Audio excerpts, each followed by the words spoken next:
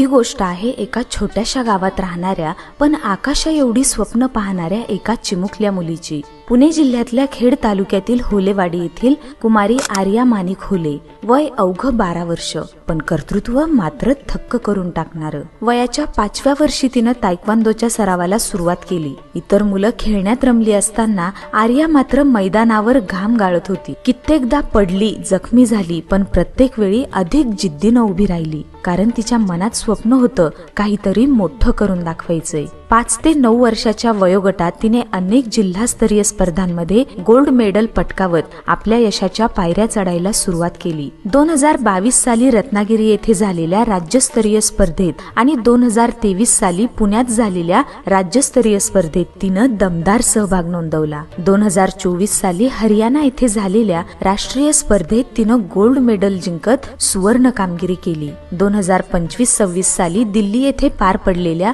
राष्ट्रीय स्पर्धेत पुन्हा एकदा गोल्ड मेडल पटकावलं आणि त्याच वर्षी पंजाब येथे झालेल्या शालेय 14 वर्ष वयोगटातील स्पर्धेत ब्रॉन्झ मेडल मिळवलं। आजवर राष्ट्रीय, राज्यस्तरीय आणि जिल्हास्तरीय स्पर्धांमध्ये आर्याने 17 गोल्ड, 1 सिल्वर आणि 2 ब्रॉन्झ अशी एकूण 20 पदकं जिंकली आहेत। एवढ्या कमी वयातील ही कामगिरी खरंच अद्वितीय आहे। फायटर्स तायक्वांदो अकॅडमी राजगुरुनगर येथे प्रशिक्षक राजू सरोज सर